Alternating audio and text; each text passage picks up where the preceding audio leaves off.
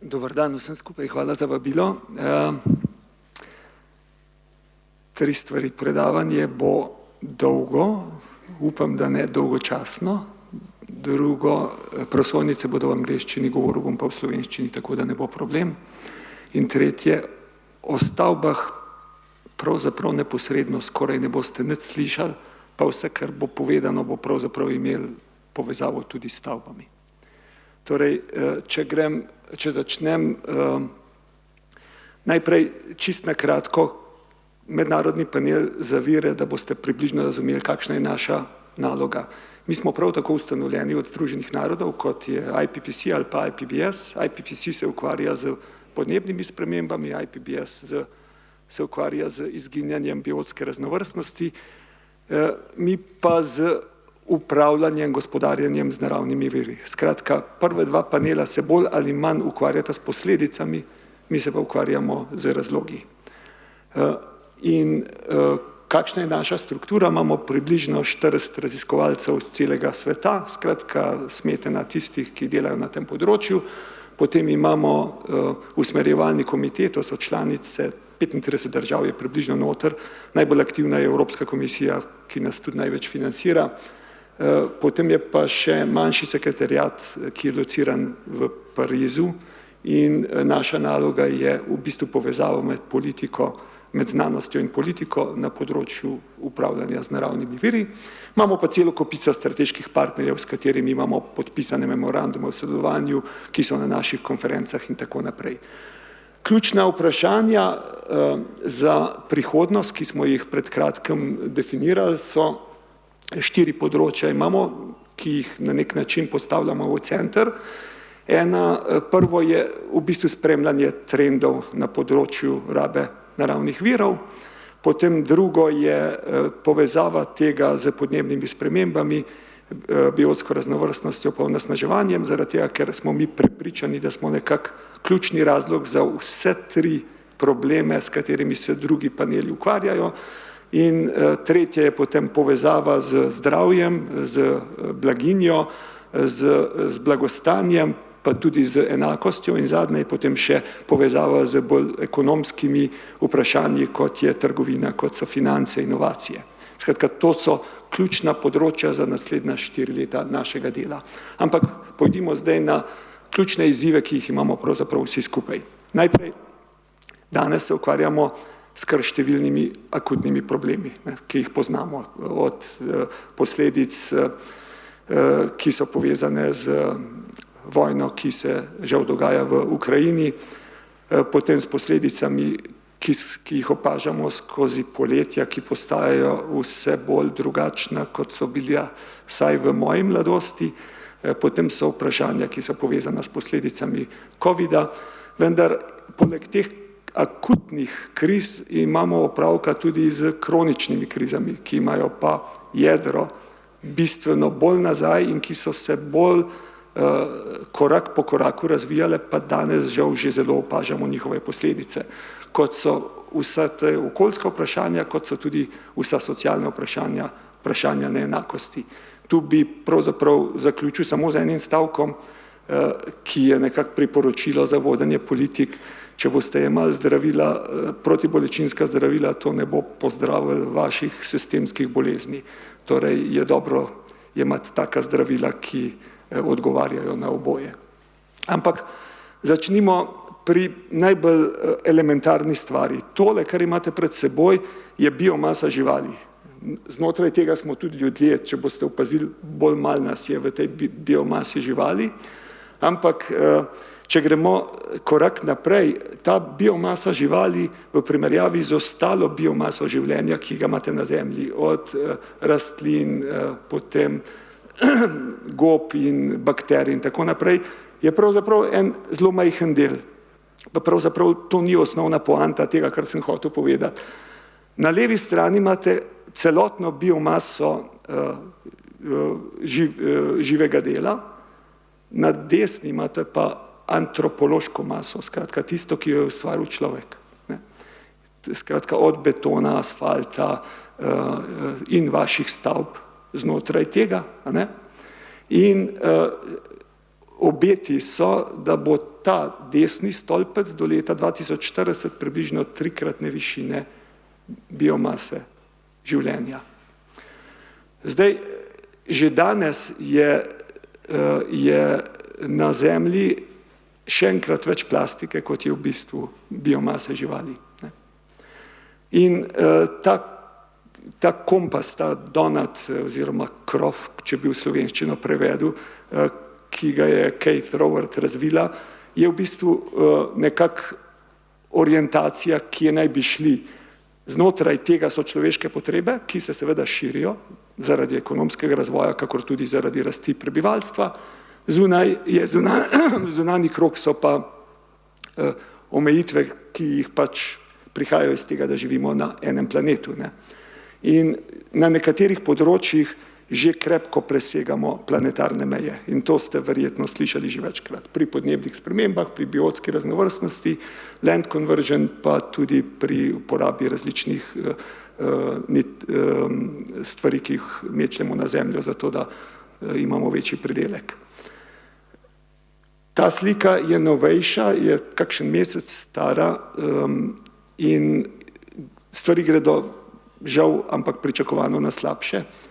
In če bi pa pogledali celo zgodbo v nacionalnem kontekstu, potem bi ugotovili, da imate države kot Malawi, ki so daleč od tega, da bi bile zunaj tega, in greste proti Kitajski, Belgiji, Avstraliji, in situacija je za vsako državo, ko to pogledamo, koliko presegajo planetarne meje, drugačna in je v bistvu v veliki meri povezana z per capita stanjem gospodarske razvitosti države. Zdaj, nekako, če bi grobo hotel razvrstiti, bi rekel, da lahko države razvrstimo v 3 skupine. V prvo spadajo tiste, ki še ne presegajo planetarnih meja, žal pa tudi ne dosegajo socialnih standardov. V drugo tiste, ki se zelo hitro razvijajo in že presegajo planetarne meje, ker gre to običajno hitreje kot pa doseganje družbenih socialnih standardov, to so najhitrejše razvijajoče, in potem v tretjo pravzaprav spadamo mi, vse razvite države, kjer po pravilu presegamo planetarne meje, pa tudi živimo dobro. Razlogi so tam napisani desno in ne bom šel v podrobnosti, ker preprosto ni časa. Skratka, Rimski klub, jaz sem tudi član Rimskega kluba, je v bistvu na nek način to lepo opisal, da smo se premaknili iz praznega sveta, v katerem je dominirala narava, v polni svet, v katerem dominira človek. V praznem svetu sta bila delo in infrastruktura omejitvena faktorja našega blagostanja, zdaj sta pa v bistvu naravni viri in pa tudi sposobnost narave za absorpcijo učinkov. Skratka, če želite, da vam to prevedem, kdorkoli vam bo govoril o ekonomiji in vam ne omenil okolja, vas zavaja, ker je prihodnost ekonomije odvisna od tega, kako bomo ravnali z okoljem. Smo prva generacija, in to pravzaprav se ne zaveda veliko ljudi, prva generacija kadarkoli na tem planetu, ki živi v družbeno-ekološkem sistemu planetarne razsežnosti. Skratka, imamo COVID, ki je planetarne razsežnosti, imamo podnebne spremembe, ki so planetarne razsežnosti, imamo internet, ki je planetarne razsežnosti, imamo trgovanje, ki je absolutno na planetarni ravni, kar pomeni, da smo veliko bolj povezani medsebojno in tudi so odvisen, kot smo bili v preteklosti. Kar pomeni hkrati tudi, da je naša odgovornost individualna in kolektivna za vodenje tega, za upravljanje bistveno večja. No, tole je ena zanimiva predstavitev. Gor tista polna črta siva je bruto domači proizvod na prebivalca. To je tale. Zdaj, to je običajno, kako merimo razvoj, družbeni razvoj. Tle sem jaz uporabil Inclusive Wealth Index, ki ima pa 3 komponente. Produkcijski kapital, to je tale črtkasta siva črta, ki se je v teh 20 letih so prikazana približno podvojil njegova velikost. Je pa nekak sinonim za bruto domači proizvod na prebivalca. Potem imate človeški kapital, to je ta modra, ki se je v teh dobrih 20 letih praktično ostal per capita na isti ravni, za 8% se je povečal, in potem imate pa še naravni kapital, ki se je pa v teh 20 letih na prebivalca zmanjšal za približno 40%. Sklep, da je v zadnjih ali pa dekadah bilo večino rasti ustvarjene na temelju tega, da smo pač uničevali naravni kapital, pravzaprav ni tako zelo težak. Ker, če malo poenostavim, glede na, da sem študiral tam v sosednji fakulteti, naj mi oprostijo, ampak marsikaj, kar so me tam naučili, sem ugotovil, da je hudičev dobro, če malo z distance gledaš. Skratka, mi se kot proizvajalci in potrošniki obnašamo racionalno. Ne?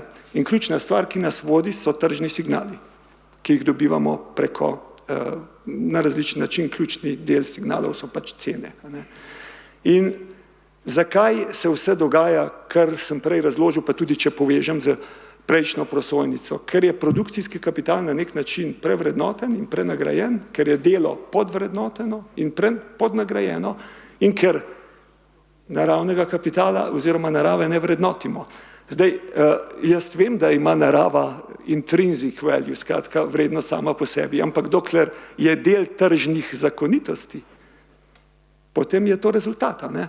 In v tržnih zakonitostih in dokler je trg tisti, ki je ključni distributivni mehanizem, enostavno to ne more delovati, ker potem, če mislimo, da bomo iz teh treh signalov dobili ekonomsko, socialno in okoljsko ravnotežje, lepo vas prosim, zbudite se, nikoli. Dokler so signali taki, nikoli. Zaradi tega so ključne stvari, ki so, in bom kasneje govoril o njih, pač povezane s tem, kako je pač treba te stvari spremeniti in ki jih je najlažje spremeniti. Ampak pojdimo zdaj v to, kar je v bistvu ključni del dela, kar delamo v mednarodnem panelu za vire. No, ko govorimo o naravnih virih, govorimo o biomasi, o kovinah, fosilnih gorivih in pa nekovinskih mineralih. Vse to skupaj imenujemo materiali, verjetno bi prevedli v slovenščino to kot surovine. Skratka, vse, kar je izvzeto iz zemlje, so surovine. Potem imate pa še vodo in zemljo poleg tega. Največ se ukvarjamo predvsem z zgornjim delom, z surovinami. Zakaj? Ker se nihče drug s tem ne ukvarja. Z zemljo se nekako, pa z vodo se nekako tudi drugi ukvarjajo precej, medtem ko pa z surovinami se pa pravzaprav nihče zares. Če si ogledamo zadnjih 50 let, potem so tri ugotovitve zelo zanimive. Globalna raba surovin se je potrojila, na osebo skoraj podvojila, kar pomeni, da je večino te potrojitve lahko pripišete ekonomskemu razvoju, pomemben je pa seveda tudi rast prebivalstva. In najzanimivejše v tem slajdu je pa brez dvoma tale krivulja produktivnosti surovin, to je v bistvu učinkovitosti rabe surovin na enoto bruto domačega proizvoda. V vseh državah se mimogrede skozi povečuje. Kako je možno, da se na globalni ravni od leta 2000 zmanjšuje? Zaradi tega, ker smo večino proizvodov, skratka, mi smo preselili veliko industrije, predvsem umazane iz severa na globalni jug, ki zdaj proizvaja, seveda manj učinkovito, kot smo mi, trošimo pa še vedno veliko te proizvode mi. Skratka, stvari, ki smo jih prej kupovali, so bile bolj narejene pri nas ali pa v razvitih državah, zdaj so pa bolj narejene v manj razvitih državah, ki so manj učinkovite. Zdaj, kakšne so, ko smo gledali te povezave, potem smo ugotovili, da so okoljski učinki surovin pri pridobivanju in njihovi rabi povezani z več kot 90% z zemljo povezane izgube biotske raznovrstnosti in vodnega stresa. To vidite, da je praktično vse zelen. Skratka, pomeni, da je večinoma je to dvoje povezan z biomaso. Tega ne morete rešiti, če ne rešite vprašanja kmetijstva, če ne rešite vprašanja gozdarstva, skratka vseh, ki se ukvarjajo, ki so povezani z biomaso. Polovica podnebnih sprememb, pa tudi tretjina onesnaževanja. Tle še potrošnja ni zraven. Skratka, da vam povem drugače, če vi kupite nov avto, pa ga parkirate in ga nikoli ne boste, ste povzročili tretjino onesnaževanja zraka. Ker surovine morajo biti pač pridelane, jih morate pač iz zemlje dobiti in avto mora biti izdelan in to v njegovi življenjski dobi to povzroči približno toliko onesnaževanja.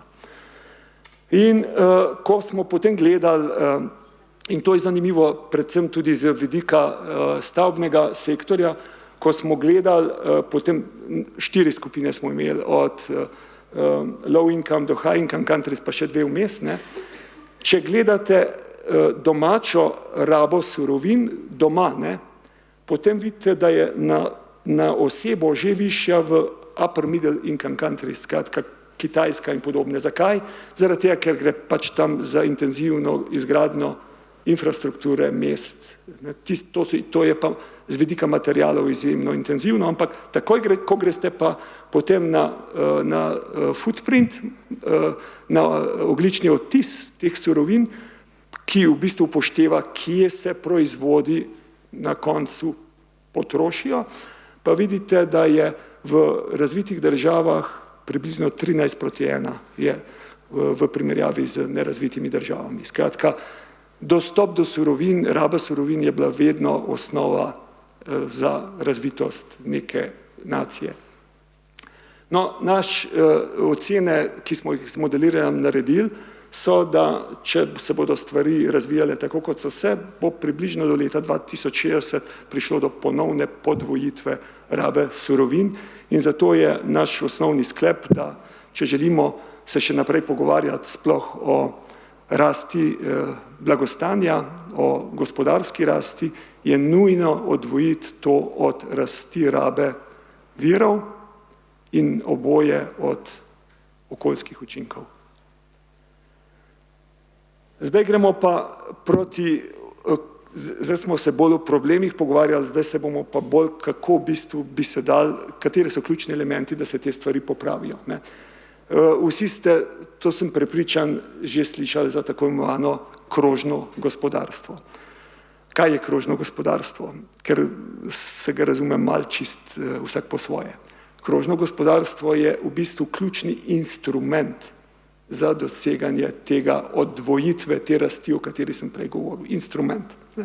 Vendar ga morate na nek način razumeti tudi kot del neke sociološke preobrazbe pristopa do ekonomije kot take, ker je pravzaprav temeljen na povsem drugačni logiki, kot je klasično gospodarstvo, ki je v bistvu zelo intenzivno, temelji na intenzivni rabi naravnih virov, ne.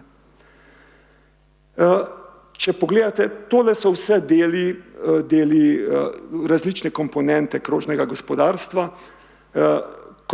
Jaz sem dal takrat leta 2014 prvi paket v Evropi na mizo krožnega gospodarstva, ampak takrat je bil zelo organiziran okrog odpadkov, ne. Medtem ko pa zdajle gre počasi navzgor, zdaj smo nekje prišli do proizvoda, do sistemskih sprememb pa še nismo prišli, tudi v komisiji še niso prišli. In s tem zgornjim, kako se organizirati, da v bistvu neke stvari rabiš manj ali da jo rabiš drugače, ne?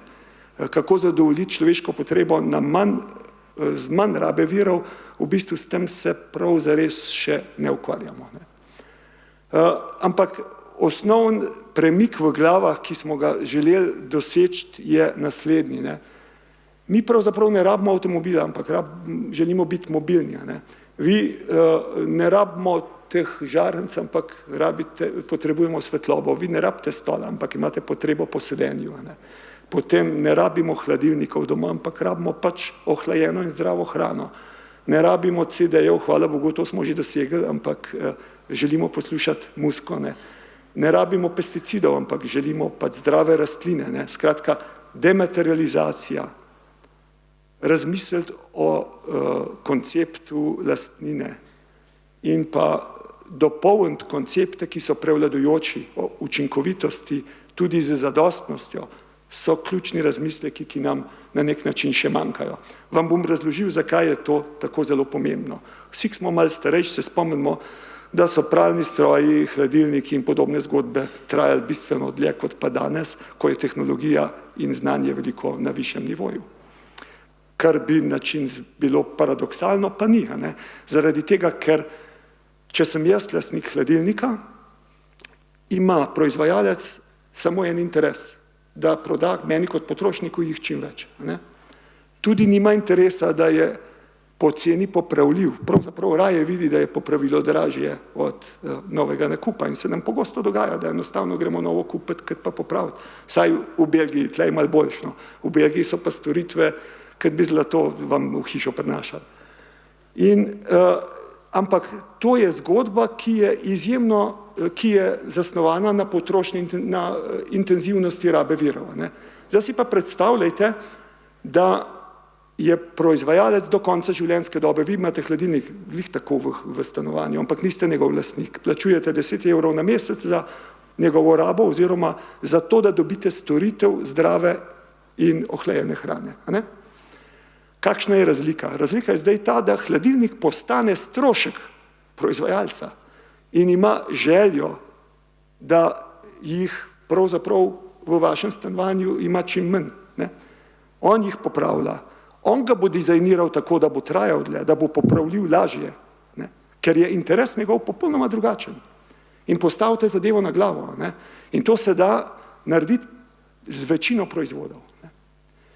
Ampak seveda pomeni pa kar resen konceptualni zasuk pri tem, ampak pravzaprav v nekem kratkoročnem smislu, glede na to, da nimam kakšnega pretiranega upanja, da bi tisti signali, o katerih sem prej govoril, se bistveno in hitro spremenili, je tole pravzaprav največje upanje, v katerega velja iti. Mi smo v bistvu, jaz sem tudi nekako povezan s Sistemikom, pa Rimskim klubom, smo se vprašali samo eno vprašanje. Imamo Evropski zeleni program, ki je resnici, glede na to, da sem preživel 2 komisije, lahko rečem, vsaka en čas, da so to dali na mizo, ker v našem času še kaj druga ni bilo mogoče. Ampak vprašali smo se samo eno vprašanje, ali ga je sploh možno uresničiti v praksi. Naš odgovor je bil ne. Zaradi tega, ker ne gre dovolj do teh ključnih vzrokov, ker je premalo sistemske narave in ker je seveda še dodatno tveganje zaradi COVID-a, zaradi vojne v Ukrajini, ki nas sili v bolj kratkoročno razmišljanje. In potem smo predstavili nekaj, kar vam bom zdajle zelo na hitro šel skozi, zato bi rabo 1 uro, da bi dobro razumeli, ampak bom šel na hitro skozi, ker je zelo zanimiva zadeva. Rekli smo, rabimo 10 premislekov o načelih, ki smo jih potem povezali vsakega od teh načel, premislekov z 3 političnimi policy, usmeritev politik, skratka 30 skupaj, in to smo potem povezali z realno ekonomijo. Vse boste malo lažje razumeli, ko vas bom peljal enega po enega. In na koncu smo v skladu z tole je bolj vezano na politike, drugo je pa vezano na realni sektor, naredili razmislek, katere so pravzaprav skladne investicijske usmeritve za prihodnost, če želimo, da bo nekaj tako, kot vsi skupaj upamo. Grem najprej na teh 10 redefinicij.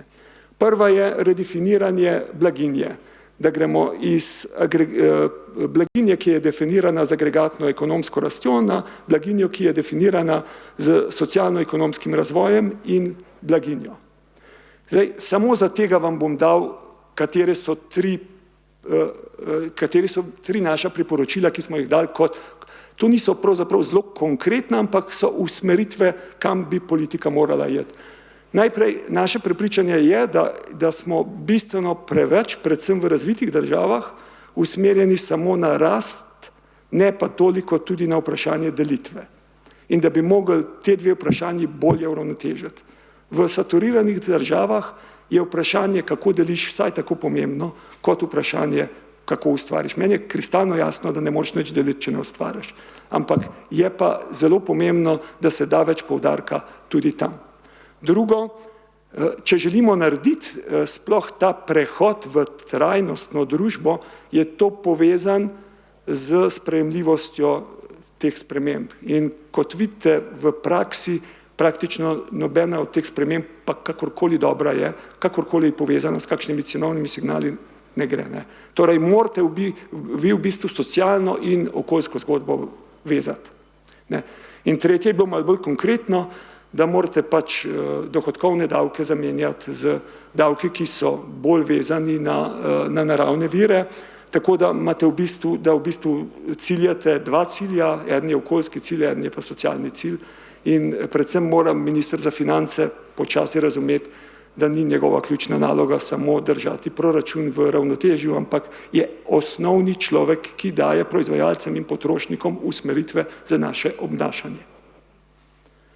Potem drugo je redefiniranje rabe naravnih virov od blaginje, ki je vezana na intenzivno rabo virov, proti blaginji, ki sem jo prej razložil. Potem tretja je redefiniranje, kaj pravzaprav napredek je, ali je to rast proizvodne in proizvodnih outputov, ali je to dejansko zadovoljevanje potreb ljudi. Potem je četrto redefiniranje, kako to merimo. Iz bruto domačega proizvoda bi se preprosto mogli premakniti proti nečemu, kar je bolj holistično. Potem je redefiniranje konkurenčnosti. Evropa je v veliki meri uvozno odvisna in od surovin in od energije, tako da bi morali iti proti Evropi, ki je manj občutljiva, ki je bolj odporna. Potem je redefiniranje teh signalov, ki jih pošiljamo potrošnikom, o tem sem že govoril. Potem je redefiniranje potrošnje, tudi o tem sem že govoril. Potem je redefiniranje finančnega sektorja, skratka financiranje stvari, ki gledajo naprej, ne financiranje stvari, ki gledajo danes. Potem je redefiniranje vodenja od nekega top-down, statičnega, normativnega proti transparentnemu, fleksibilnemu, vključujočemu modelu, ki bo temeljil predvsem na usmeritvah, ki prihajajo od znanosti. In zadnje je redefiniranje vodenja, kjer je od tradicionalnega načina predvsem treba vključiti v vodenje tudi interese mlajših generacij. Jaz že od nekdaj pozivam na to, da bi mogli mi starejši narediti nek medgeneracijski pakt z mladimi, ker dejansko v bistvu zajedamo v njihovo podstat. No, od tu smo pa potem šli na realni sektor. Realni sektor smo pa rekli, ok, poglejmo si poiščimo tiste sektorje, ki zadovoljujejo človeške potrebe, ki so najbolj intenzivne pri rabi z viri. In to so prehranjevanje, potem to, kar danes nas zanima, potem je mobilnost, potem in pa dnevne človeške potrebe, računalnik, obleke in tako naprej. Kultura, šport, vse ostalo so tudi človeške potrebe, ampak niso pa intenzivne z viri. Te so tiste, celo voda smo ugotovili, da ni intenzivna, ampak če boste pa s temi slabo ravnali, boste pa z vodo imeli problem.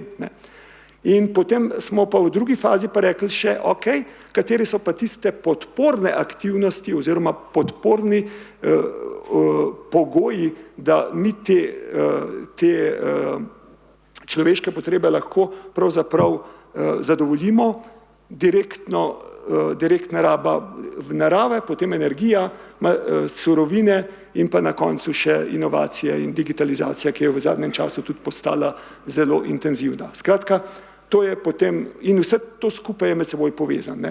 In tamle, kot vidite, je področje, s katerim se danes ukvarjamo, je pomemben del, zato je v bistvu vprašanje stavb, ali pa če bi ga malo bolj holistično gledal,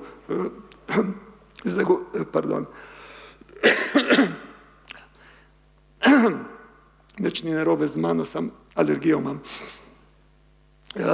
Zato je umestitev v bivanjsko vprašanje je izjemno pomembno. No, in na koncu smo potem še šli v to, da smo predlagali več kot 50, to je kot nek blueprint za investicije. Katere so investicijske usmeritve prihodnosti, ki jih morate imeti v glavi, če želite, da je to skladno s tistim dvojnim, kar sem prej razložil.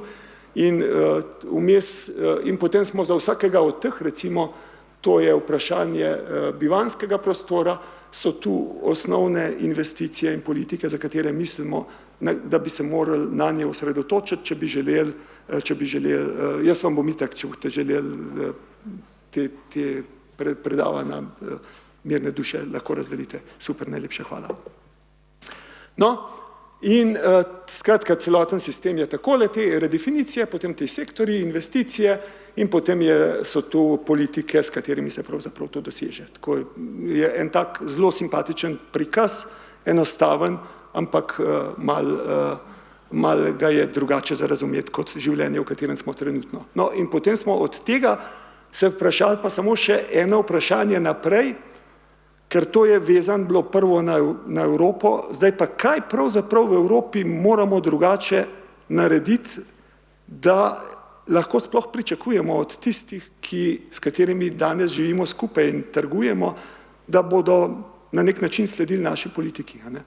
In tukaj smo ugotovili, da so v bistvu 3 ključna vprašanja, ki so nekako slepe pege.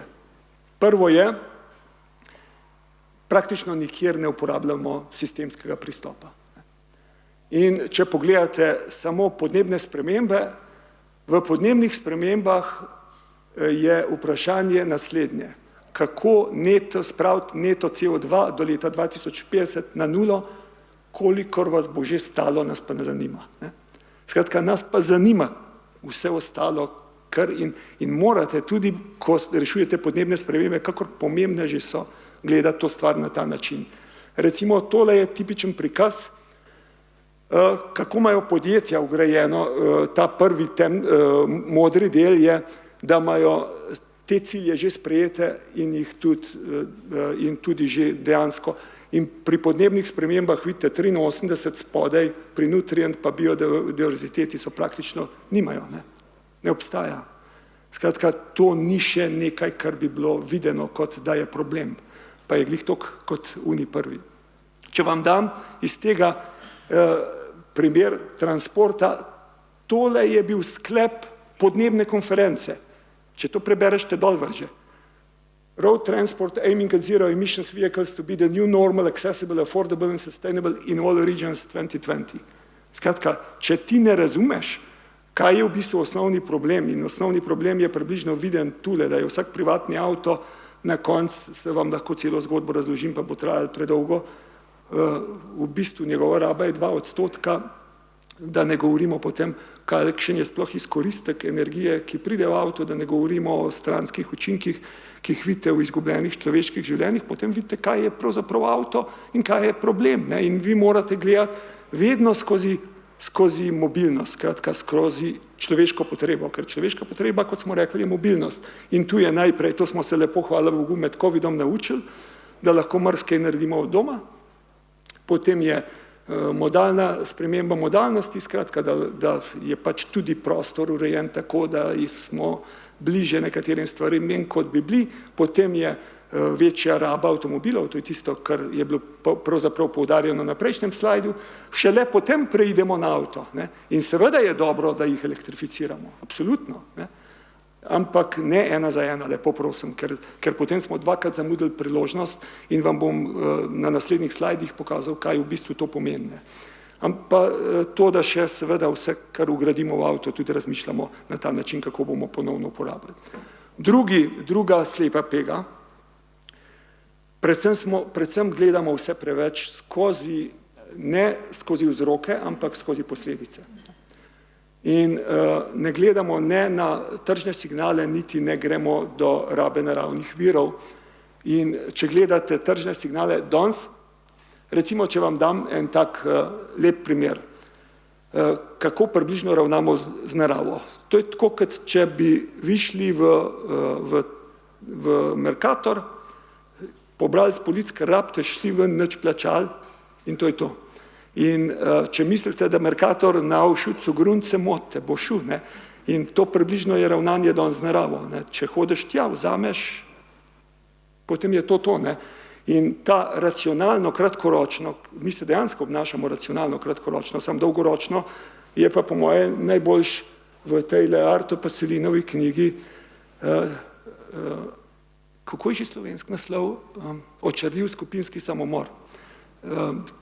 Približno to je, tako gremo trenutno. Ne? In zdaj, vi imate, kaj je osnovni problem? Osnovni problem je, da vam trg daje signale, ni treba, da ravno ravnate z naravo odgovorno, ne? Potem pa prihajate z zakonodajo, ki pa pravi, ja, pa morate. Ne?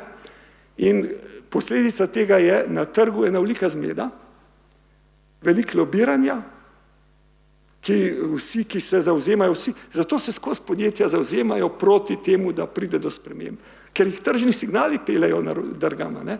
In morate videti, da dokler ne začnemo v isto smer pošiljati oboje, bomo imeli velik problem. No. Zdaj, če bi gledali recimo na tem področju built environmenta, na področju energetske učinkovitosti imate 10-krat več znotraj podnebnih dogovorov, kot pa pri vprašanjih, ki so povezana s surovinami. Surovine skratka niso del odgovora. In pri avtomobilih je zgodba zelo podobna. No, to je, zdaj, če pogledam skozi ta energetsko tranzicijo, ker zdaj smo zelo intenzivno v tem, česa se moramo zavedati. Evropa je uvozno odvisna od energije.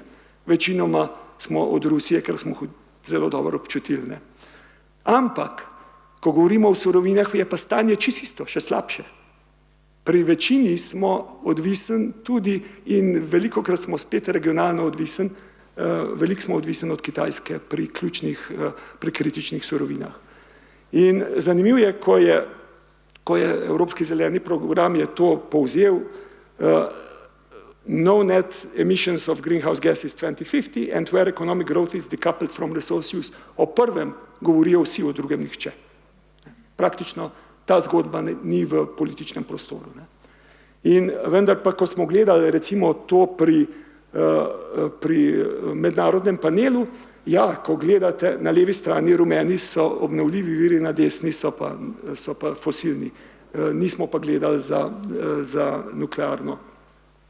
Potem pri emisijah je jasen, pri zdravju isto, pri ekosistemu tudi, ampak ko pridete na rabo zemlje, predvsem pa ko pridete na rabo materialov, se pa zgodba postavi na glavo. Ne?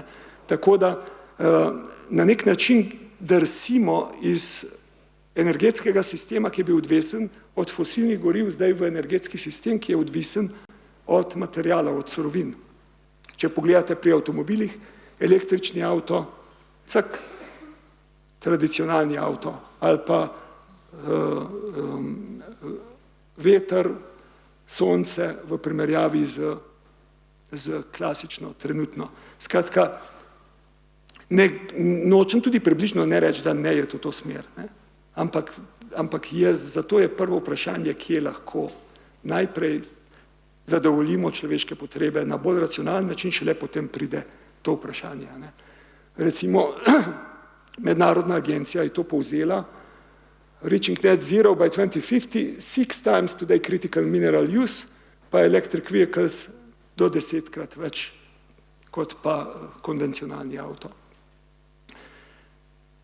Pred kratkim, prejšnji teden je Evropska komisija sprejela ta Critical Raw Materials Act, ampak žal je njegova osredotočenost samo kako bomo prišli do surovin od drugot in na drugačen način, po možnosti, če jih bomo čim več pridelovali doma. Ne. Tako da zame je v bistvu zelo zamujena priložnost, ker se niso tudi približno ne vprašali, kje, na kakšen način lahko pravzaprav odgovorimo doma in postanemo dejansko manj odvisni, ker to je še vedno odvisnost prvo. In zdaj še zadnje vprašanje je ta pomankanje osredotočenosti. Skratka, vsa vprašanja danes v podnebnih spremembah so vezana na eno stran. Kako očistiti proizvodnjo. Ampak če vi recimo očistite proizvodnjo jekla, pa se hkrati ne vprašate, koliko tega jekla je vgrajeno v prazne avtomobile ali pa v prazne hiše, niste naredili nič. Oziroma ste naredili nekaj, ne pa dosti. Ne. Tole dejansko se morate osredotočiti na energijo, ker je ključna, ampak če bi gledali tole bolj natančno potem, tle imate tisti del, ki je vezan direktno na energetsko proizvodno. Energija, tle imate rabo energijo v stavbah, potem imate rabo energijo v transportu pa v industriji. Skratka, morate gledati ta potrošni del, če želite rešiti energetski del. Ne? In če vam samo to povem, ne, to, da recimo v teh podnebnih vprašanjih ignoriramo v celoti, pa nam rekel potrošnost, ampak potratnost ekonomskega sistema, v katerem živimo, mi ne moramo na ta način dobiti nerazvitega juga na svojo stran, pa da se ne vem kaj naredimo, ker nismo iskreni v vseh teh stvarih. In skratka, te politike zadostnosti morajo postati tudi del. Ta loss and damage je bil ključni uspeh zadnje konference, pa tudi na prihodnji bo to ključen poudarek, ampak to samo pomeni, da se bomo dogovorili, kdo je bolj kriv. Ne bo pa nič vplivalo na omejitve gretja. Ne. Skratka, nekako se moramo zavedati, da so bili standardi in tudi naše življenje, ki ga danes uživamo, je posledica tega, da smo imeli v preteklosti dostop do tega in več priložnosti, da to uživamo danes. Skratka, naš standard je posledica tega. Ne. In enostavno se moramo pogledati v ogledalo, če želimo, da se bo ta globalna zgodba dejansko začela odvijati na tak način, da bo vključujoča. Če bi, tole bom v angleščini povedal, zaradi tega, ker je bolj razumljivo kot v slovenščini, if we want to avoid extinction of elephants in nature, we must extinct elephants in the rooms. Skratka, to je nekak povzetek tega trojega, kar sem vam doslej povedal. Mi v IRP-ju bomo šli točno v to smer, ki sem vam jo zdaj razložil. V februarju prihodnje leto prihaja nov veliki report ven. Skratka, šli bomo točno v to smer in to bo prvič, da bo neka UN temeljena institucija dejansko šla v to smer. Zdaj pa pred zaključkom samo še 3 transparence, ki so vezane na stvari, ki se jih danes pogovarjate, ena je celo v slovenščini. V sistemiku smo delali analizo za Evropo, kjer smo poskušali iz različnih vseh raziskav, ki so bile delane, nekako narediti skupen povzetek tega, kje so ključni problemi, okoljski, ekonomski, socialni. 16% od bivanjskih enot ni zasedenih. 35 jih je podzasedenih. 50% rabe surovin na osebo v samostojnih stanovanjskih enotah je več kot pa v vezanih. 2-krat več je energetska raba za tiste, ki so v bistvu detached single unit. Potem 18% več emisij iz transporta za tiste, ki so pač zunaj mestnih jeder. 4 do 10-krat daljša cestna povezava za tiste, ki so zunaj mestnih naselij. Potem gremo na ekonomske, 75% višji infrastrukturni stroški za manj rabne te, ki so v širjenju mest, ki nastaja. 20% večje izgube na energetski povezavi, 18% stanovanjskih, to so pa zdaj socialni, jih je preveč zasedenih, 65% jih živi več kot 1 kilometer od osnovnih storitev in v mestih imate danes zaradi pač infrastrukture, kot je že 2, skratka bistveno višji učinek podnebnih sprememb, kot jih imate zunaj mestne. To je nekako na eni sliki, kje smo. Ne. In bistvo je tudi razumeti, da moramo vse skupaj delati v povezavi, skratka prostor, stavba in povezava med obema. Ne. Zato, ker se velikokrat da veliko rešiti že z čist drugačnim planiranjem kot z stavbo samo. Tole ni glih najbolj spodbudno, ko smo delali za G7, raziskave v modeliranje v mednarodnem panelu, vidite, da je pravzaprav daleč največja rezerva, ko govorimo o materialih, je bolj intenzivna raba. Deloma je pomembno tudi potem še recikliranje ob koncu življenjske dobe, zamenjava materialov, skratka, to ni energetsko, to je pač na surovine vezan. In to je v bistvu ta slika. Zdaj pa čisto samo na hitro, kateri so zadnji reporti, ki bi bili lahko zanimiv za vas. Global Status Report for Buildings and Construction, Global and Regional Roadmaps for Buildings and Construction, Decarbonizing the Building Sector, 10 Key Messages, Adaptation of the Building Sector to Climate Change, 10 Principles for Effective Action, a Guide for Incorporating Building Actions in NDCs. To je v bistvu zadnje, kar je UN sistem dal ven na področju stavb in gradnje stavb. Pa še Building Passport Guide. No, tole so pa nekaj hitrih, laičnih, domačih povezav, ker sem se pred 3 mesecem vselil v manjšo, novo, ekološko zgrajeno hišo in ker je žal tudi oče umrl in imam s tem še probleme z staro hišo in nekaj sklepov, do katerih tle pri nas prideš. Zahteve povezane z gradnjo niso vedno skladne s trajnostjo, kar ni nič novega za vas. Skratka, za hišo zunaj naselja je zahtevana minimalna in ne maksimalna površina za gradnjo. In smo pač poskušali najti maksimalno, ampak smo stlačili dvojčka na njo. Za hišo dvojčka zgrajeno na omenjeni površini so za pridobitev uporabnega dovoljenja zahtevana 4 parkirna mesta. Pa po celem svetu predavamo o tem, kako moramo pač iti preč od tega. Energetsko varčna hiša ni varčna hiša, ko gre za rabo surovin. To, kad je surovin noter zato, da ti zagotoviš, da v bistvu je energetsko na nič, je treba malo resno razmisliti, kako narediti nek dober konsens. Dobro bi bilo podrobneje proučiti posledice prevladujočega koncepta privatne lastnine stavbnega potenciala v povezavi s trajnostjo. In še zadnje, to imam pa okrog ta problem, zaščita stavbne kulturne dediščine je pomembna, a ohranjanje javnega interesa brez javnega denarja je kot kolektivno propadanje teh stavb. In to se dogaja po vaseh, po spisku. Zdaj sem pa prišel že do zaključka. Svet se je spremenil. Ne vem, če se zavedate, ko je Rimski klub sprejel ta leta 1972, je bilo prebivalstvo na planetu 3,8, to je 50 let nazaj. Zdaj je več kot 8 milijard. Skratka, mi smo šli od limits to growth to the growth of limits. Katere so 4 ključne stvari, ki jih moramo narediti, če želimo, da bojo stvari ponovno postale nekako tako, kot morajo biti. Najprej moramo ekonomijo, človek ne sme biti v funkciji ekonomskega uspeha, ampak mora biti ekonomija v funkciji zadovoljevanja človekovih potreb. Skratka, ponovno moramo postaviti red tako, kot mora biti. Drugo, danes je človek obravnavan in tudi ekonomska teorija tako uči, kot izločen in nadrejen naravi.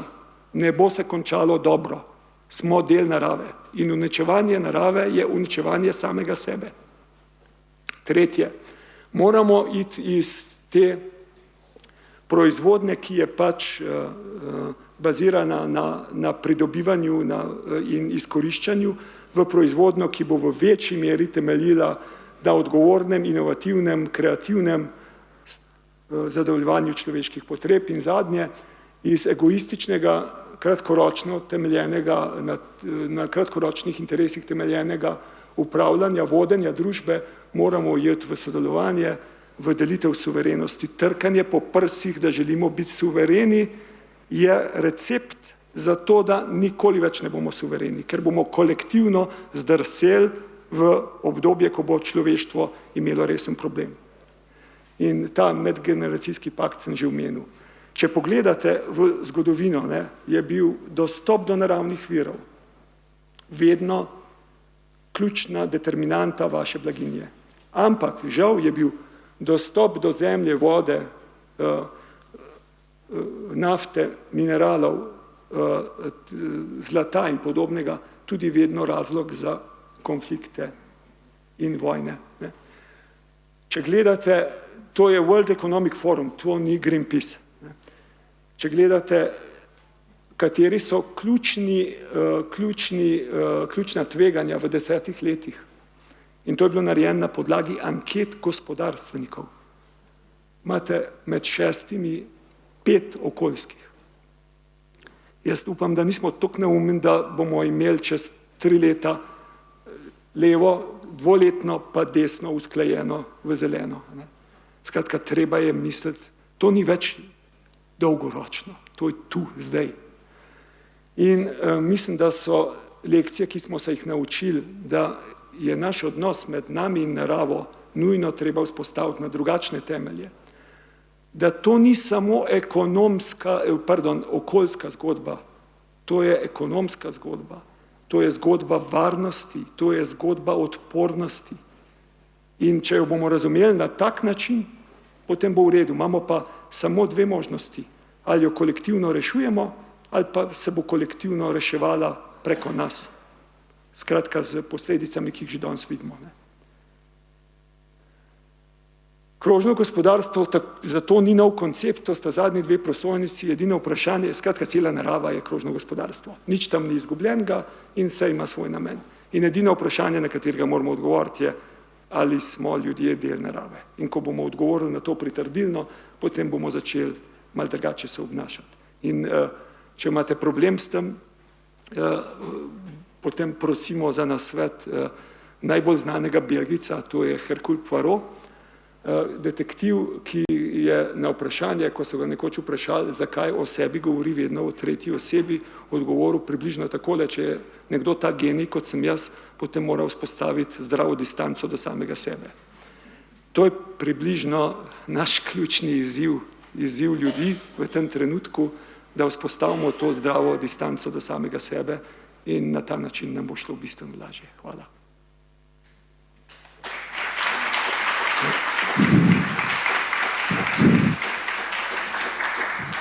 Hvala lepa za to zelo zanimivo predavanje. Imamo par minut za kakšno hitro vprašanje iz publike.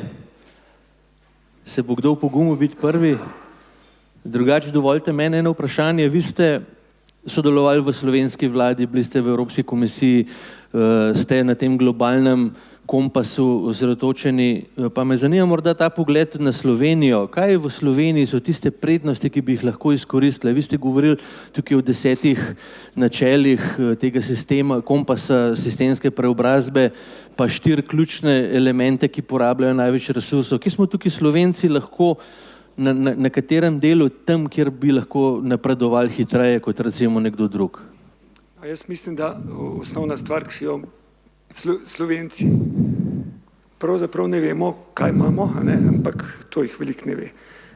Ne samo v Sloveniji, tudi drugod po svetu ne vejo ljudje, kaj imajo, ampak v Sloveniji smo, kot veste, 3. po vodnatosti v Evropi za Finsko in Švedsko, 3. po gozdnatosti za Finsko in Švedsko in imamo največjo per capita biodiverziteto, kar je na nek način logično, ker imamo križišče panonskega, alpskega, primorskega, skratka mediteranskega, kraškega in vse tle se pri nas najde.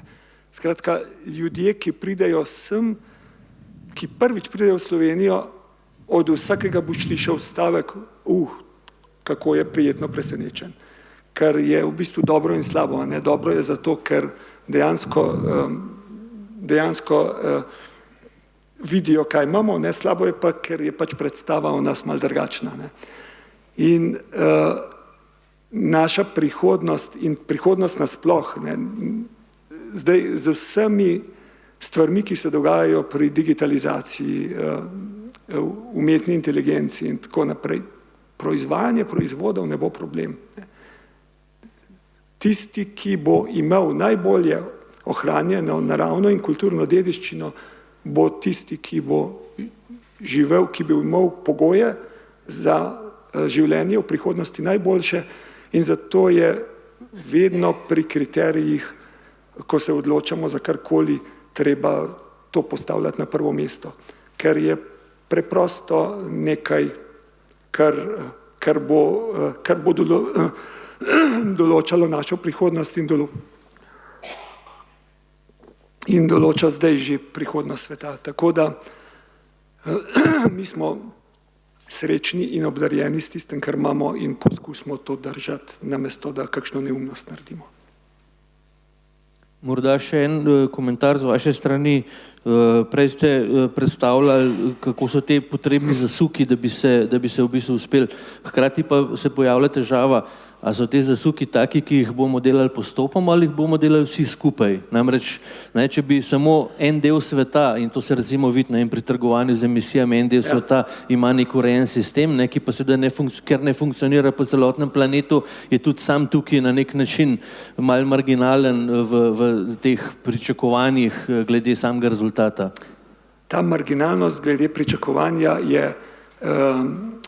je bergla, na katero se z veseljem naslonimo. V resnici je pa Evropa del sveta, v katerega praktično so zazrte vse oči vseh, ki imajo probleme in vsi danes že imajo probleme. Zakaj so zazrte v nas? Ker imamo ker smo najdlje v teh razmislekih, ker smo tudi v korakih najdlje, tako da morda se dejansko kakšna stvar ne zgodi ravno v istem letu, kot se bo zgodila v Evropi. Se ne sliši, se sliši. Prosim, kar mislim, to je prvi del, kot je. Skratka, izgovor, da nas je malo in da je drugih več, ni dober izgovor. In drugo, to, da je naše blagostanje danes v veliki meri v vseh razvitih državah temeljeno na tem, da smo velikokrat kolonializirali naravne vire, prej kot pa ljudi, tega se enostavno ne zavedamo. To je dejstvo. V Belgiji je blagostanje na temelju Konga in greš ven z Bruslja in ti je vse jasen. Skratka, ne moramo v nekem prevzeti neodgovornosti za nek del zgodovine, za naprej pa zahtevamo popolnoma, nihče ne sme, jaz se absolutno strinjam, da nihče ne sme ponoviti napak, ki so bile narejene, ampak to, da recimo nekateri narodi, ki danes, kot ste videli, so na 1/13 tistega, kar smo mi per capita, oprostite, oni jo rabili več virov za zadovoljitev osnovnih potreb in to je popolnoma jasno in to moramo sprejeti. Ampak to je mogoče samo v nekem kontekstu, če na globalni ravni tisti, ki smo visoko razviti, naredimo svoj del posla in pokažemo, da je mogoče tudi drugače. Ker če bodo pa šli kopirati, kar z veseljem delajo mimo grede, velikokrat delajo tudi zato, ker so naša podjetja dol, ker jim je pač to v interesu. Če bomo to naredili, je to dejansko, mi dejansko ne razumemo več, kje smo. Zadeva je ušla iz rok. In časa ni več, ga ni več. In dejansko moramo nehati debatirati o tem, na koga bomo s prstom pokazali, zato da bo bolj odgovoren kot mi, ker je, nekaj sem pritisnil, ker enostavno to ni več dobro. Ne bo se izšlo. Še eno vprašanje, dr. Jordanov, potem moramo Dajmo zelo hitri biti, ker moramo zaključiti, prosim. Eno kratko vprašanje. Prej ste omenil eno od možnih rešitev ali pa nov koncept lastništva oziroma nelastništva. Ne? Meni se zdi to izjemno pomembno in zanimivo, ampak tisti primeri car sharing pa hladilniki services, ne? Uvedmo services. Ampak a je slovenska družba nekako, se mi zdi, da smo zelo tradicionalni. Lastništvo in še enkrat lastništvo. Stanovanje, svoj avto, pa ne enega, dva, ne? In tako naprej. A smo mi pripravljeni na to? A kaj moramo narediti v naših glavah? Kako bi spremenili naše mišljenje? Smo tisti, ki so mlajši od 40 let. Skratka, smo, ker se popolnoma generacijsko spreminjajo razmisleki. Jaz sem iz generacije, ki so bili moji starši revni po vojni in seveda sem bil naučen, da moram imeti svoj avto in moram imeti svojo hišo, da gač nisem uspešen. Ne. Moji otroci niso več, niti vaši otroci ne. Oni so bolj na tem, moram imeti to drugo. Ne. In je primeren trenutek, pri nas in povsod drugot, je primeren trenutek za spremembo, predvsem pa je vprašanje, kadar si boste ta vprašanje postavili, si postavite še drugo vprašanje, kaj je pa alternativa. Hvala, še zadnje vprašanje, prosim. Ja. Mateja Kavčič, tukaj z Restauratorskega centra Zavod za varstvo kulturne dediščine, ker omenjate kulturno dediščino, bi vas rada samo, niti ne vprašala, samo malo dopolnila. Zelo me veseli, da jo omenjate. Opozorila bi samo na to, da ko govorimo o kulturni dediščini, govorimo o 10% stavb, medtem ko pa imamo grajeno dediščino, oziroma s tem upravljam dediščino grajenega okolja, ki je pa enormna in za katero opažate, da je pač zapostavljena. Oziroma, da se ruši, da se ne uporablja, da se ne izkorišča, je pa trajna. Ne? Ja. Tukaj moramo spremeniti pogled. Ja. In upam, da tle vnaprej treba začeti govoriti tudi med populacijo, da se do tega stavbnega fonda tudi lastniško začne odgovorno obnašati, politika pa sploh, da začne o tem razmišljati kot o trajnostni gradnji, ne o gradnji novega. Ja, da boste boljš razumeli, moj komentar je bil bolj v kontekstu tako recimo kulturne dediščine kot česarkoli, ker se izrazi javni interes. Če imate javni interes po zaščiti okolja, recimo Natura 2000, potem morate imeti tudi javni denar zraven, ker ne more biti samo interes, ne pa javnega denarja, ker potem pride praviloma do konflikta med privatnim lastnikom in javnim interesom in to ni dobro. Ne. In tle je pač treba v vseh teh zgodbah, kjer je, jaz sem tudi zelo hitro bi bil pristaš tega, da imamo pač več javnega denarja v proračunu, ker ni pravo vprašanje, koliko velik je delež proračuna v bruto domačem proizvodu, ampak je pravo vprašanje, kaj za tem bruto domačim proizvodom dejansko ti ljudem zagotavljaš. Ne. In če jim tako kot bolj napredne države zagotavljaš več in v bistvu imaš od javnega zdravstva, javnega šolstva in podobnih stvari, kot je recimo zaščita kulturnih stavb, kot je denimo vprašanje zaščite narave, če je to tudi javna dobrina, potem je nekaj najbolj logičnega, da se za to zagotavlja javni denar. Hvala lepa, s tem zaključujem to predavanje. Še enkrat najlepša hvala za odlično prezentacijo.